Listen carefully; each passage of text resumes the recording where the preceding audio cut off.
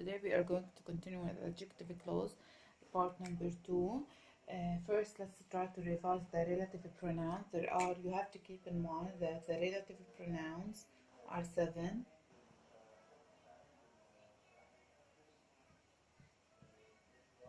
There are 7 relative pronouns: who, whom, where, when, which, that, and whose.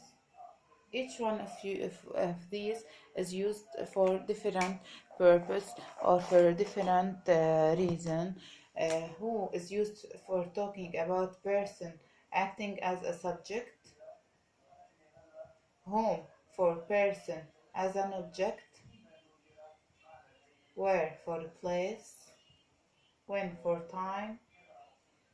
Which and that, both of them are used for things, animals, and sometimes, usually, we use that for people. It's correct. And we use whose for possessive. Why we are using adjective clause? Adjective clause is used in order to make our writing topic more advanced. We are not any longer little writers. We have to improve our writing, and we have to move from writing simple sentences into more advanced sentences, compound and complex.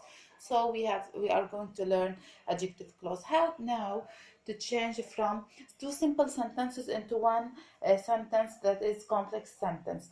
Let's try to have a couple of examples. Let's try to say the sentence: the teacher rewarded the student. He was acting well. In this sentence, how can we combine these two simple sentences? They give full meaning each alone. The teacher rewarded the students.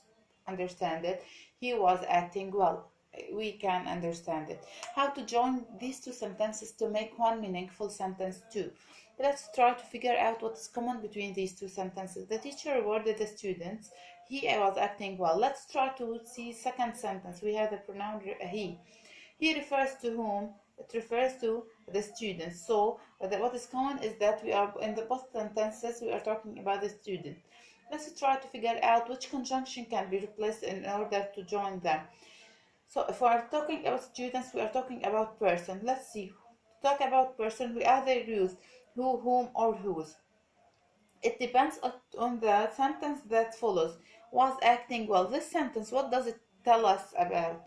It tells us what does the student do. So the student here is the subject in the sentence. So we use the pronoun who. So in order to join it, it becomes the teacher rewarded the student who was acting well. Okay, now let's try to have another example to understand them better. Let's say that I have a book.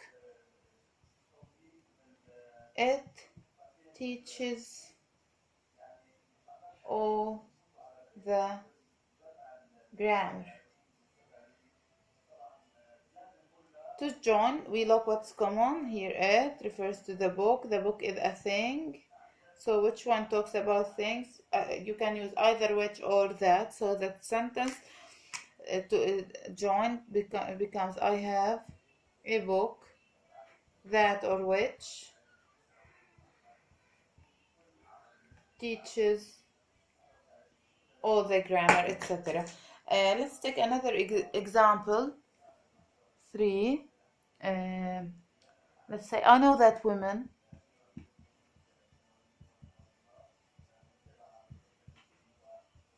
her daughter was ill. Sorry for the handwriting. Okay. So what is common between these two? Let's see. Here, her refers to whom? Woman. The word her is possessive. So instead of her, I write whose. So the sentence become, I know that woman whose daughter was ill. I hope you understood some of the ideas or all of the ideas, honestly. Good night.